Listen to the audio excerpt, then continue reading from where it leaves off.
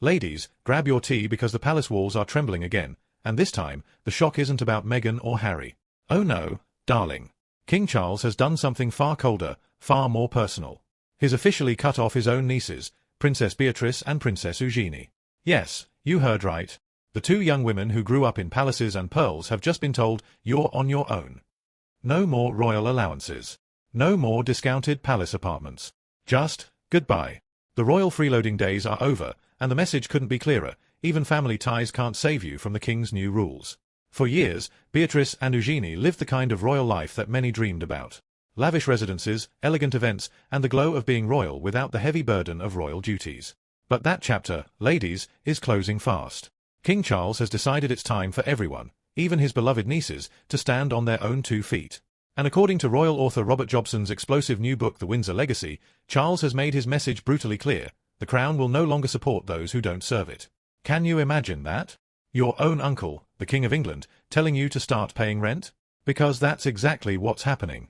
Beatrice, who's been living in a luxurious suite inside St. James's Palace, one of London's most historic royal homes, has been asked to start paying full market rent. And Eugenie? Her cottage at Kensington Palace, once a sweet retreat, is also being reclassified. These aren't just ordinary homes, they're multi-million-pound royal properties, the kind of addresses that define royal privilege. Until now, the princesses had been living there for a fraction of what anyone else would pay. But not anymore. Insiders say Charles is done with subsidizing what he calls royal freeloading. One palace source even quoted him saying, "I'm not running a housing association for distant relatives." Ouch. Imagine hearing that from your own family, and not just any family, but the royal one. And ladies, that's where it gets even juicier. Because this isn't just about money. It's about legacy, image, and reputation, and the shadow hanging over Beatrice and Eugenie's father, Prince Andrew. Now, we all remember the storm that followed Andrew's association with Jeffrey Epstein, one of the biggest scandals ever to touch the royal family. After those explosive allegations, Andrew was stripped of his royal titles, cut off from public duties, and quietly pushed into the shadows. But his daughters, innocent of their father's mistakes, were allowed to stay close to the royal fold. Until now. Charles, it seems, is drawing a very hard line. He's making it crystal clear that no one, not even his nieces, will be protected if they're tied to scandal or not contributing to the crown. Beatrice and Eugenie may have done nothing wrong personally, but in Charles' new slimmed-down monarchy, that doesn't matter. You're either in or you're out. Behind closed doors, it said Charles has become increasingly frustrated with what he calls palace privileges. He's tired of seeing family members treating royal residences like hotel rooms, coming and going, hosting parties, and living comfortably while doing nothing official. To him, the monarchy isn't a family club anymore. It's a business, and every member must earn their place. And oh, this move is ruthless, darling. Reports say the king's tone has been businesslike, not personal. He even told advisors he'd rather rent out those royal apartments to wealthy outsiders at full market rates than keep supporting non-working royals. Think about that, outsiders living in royal palaces while blood relatives pack their bags. Some insiders claim Beatrice and Eugenie were blindsided. They believed their closeness to the late Queen Elizabeth would protect them. After all, the Queen always had a soft spot for her granddaughters, often allowing them to live comfortably without royal duties. But under Charles, the rules have changed. His vision of the monarchy is leaner, stricter, and, frankly, colder. Yet, before we paint Charles as the villain, let's look at his reasoning. The royal finances are under massive scrutiny. Public opinion is shifting. The British people are asking, why should taxpayers foot the bill for royals who don't work? And Charles, ever aware of how fragile public support can be, wants to show the world he's serious about modernization. If that means cutting off family members, so be it. But still, imagine being Beatrice or Eugenie. You've grown up your whole life surrounded by grandeur, privilege, and the unspoken belief that your place was secured by birthright. And suddenly, that royal safety net disappears overnight. Beatrice, now working in the tech industry, and Eugenie, thriving in the art world, do have jobs and wealthy husbands to boot. On paper, they don't need the crown's money. But maintaining a princess lifestyle in London, darling, doesn't come cheap. Private schools, staff, events, the kind of wardrobe that keeps up royal appearances, that all costs more than most of us can imagine. The loss of royal housing isn't just financial, it's symbolic. It's Charles saying, you are no longer part of the royal machinery. For Beatrice and Eugenie, it's not just losing their homes. It's losing their status. Their place in the family hierarchy has quietly shifted from royal members to royal relatives.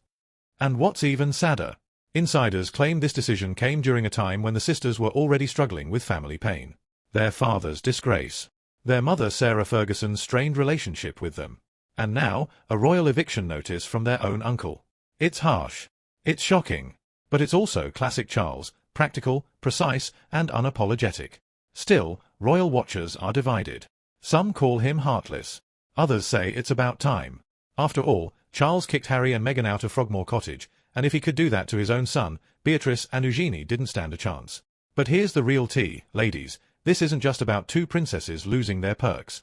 It's about a monarchy redefining itself. Charles is reshaping the royal family like a CEO cutting costs, even if that means cutting off love along the way. Since Charles became king, his reign has been all about efficiency, order, and image. But behind those castle doors, his latest move has fractured family ties like never before. The York sisters, Beatrice and Eugenie, who once represented the sweet, softer side of royalty, are now facing a reality that feels cold, corporate, and cruel. The king's message was blunt: no more royal subsidies, no more palace perks. It's time to be financially independent. For Beatrice and Eugenie, those words cut deeper than anyone outside the palace can imagine. Because for them, the royal family wasn't a job, it was their entire identity. You see, Beatrice and Eugenie grew up as full-fledged princesses, born into privilege but also into a bubble. They were raised believing that no matter what happened in the world, the crown would always protect them. But this new Charles-era monarchy doesn't run on sentiment. It runs on spreadsheets and public opinion polls. And right now, the king's biggest priority is saving the royal brand, even if it means sacrificing his own blood. Behind closed doors, the tension is thick. Palace aides describe emotional phone calls, tearful conversations, and the sisters' growing sense of betrayal. One insider told a UK tabloid they feel abandoned, punished for their father's sins. And who can blame them? Their father, Prince Andrew, has become the royal family's greatest embarrassment.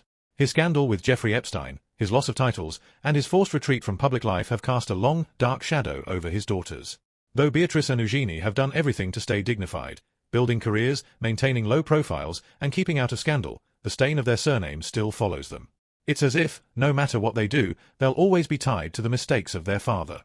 And now, with Charles's decision, that invisible punishment has become painfully visible. But here's where it gets even more heartbreaking. While Charles insists this is about modernization, those close to the sisters say it feels personal, like they're being symbolically exiled from the royal fold. Beatrice and Eugenie are still invited to family events, of course. But the warmth, the familiarity, the sense of belonging, that's fading fast. Imagine walking through palace corridors where you once lived, and knowing those doors may soon be locked to you.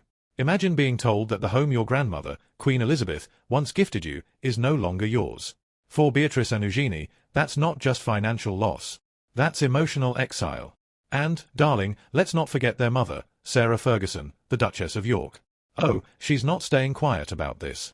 Reports say she's furious, calling Charles's decision unnecessarily cruel. But even she isn't blameless in this family fallout. Old emails linking her to Epstein resurfaced years ago, and whispers of another tell-all book have made things even more complicated. The sisters, once close to their mother, are now said to be keeping their distance, worried that any scandal connected to her could further damage their already fragile standing. Meanwhile, public opinion is divided. Some Britons are applauding King Charles for trimming down the royal freeloaders. They say this is what modernization looks like: accountability, fairness, and no more royal handouts. But others see it differently. To them, Charles has gone too far. Cutting off two women who've never caused scandal, who've quietly supported the family, feels heartless. The British tabloids are having a field day. Headlines call it the royal rejection, Charles's coldest move yet, and the daughters of disgrace. And as always, the truth sits somewhere in between, half duty, half emotion, all drama. But here's the twist, ladies, this isn't just about Beatrice and Eugenie anymore. Insiders say other members of the extended royal family are terrified they're next. Distant cousins, uncles, even minor royals who've long enjoyed free housing or cushy allowances are suddenly scrambling. The king's new rules are simple: if you don't serve the crown won't serve you. For Beatrice and Eugenie, the next chapter looks uncertain. They still have their careers, Beatrice in the tech world, Eugenie in the art industry, and they both married men of means. But life as a royal outside the system is a lonely one. They'll have to navigate social circles that once treated them like royalty but may now see them as just former princesses. And yet, despite it all, the sisters remain graceful. Friends say they've promised not to lash out publicly. No interviews, no memoirs, no drama. Just quiet dignity. But make no mistake, behind that composure, there's pain. The same pain anyone feels when family turns its back on you. Charles, for his part, seems unbothered. He's focused on protecting the monarchy's image and ensuring that when the history books are written, his reign will be remembered as the one that brought discipline and order, not indulgence and excess. But as one palace aide put it, you can't cut off family without cutting into your own heart. And that's the real tragedy here. This isn't just a royal reform. It's a royal heartbreak. The warm, family-first monarchy Queen Elizabeth nurtured is being replaced by Charles's cold, cost-cutting machine. And while it might look efficient on paper, it's leaving behind a trail of emotional wreckage. As Beatrice and Eugenie prepare to move forward, perhaps into new homes, new careers, maybe even new countries, one question lingers in everyone's mind. Will this be the moment that finally breaks the York family apart, or the push that helps them find freedom at last? So, ladies, what do you think? Is this tough love or royal betrayal?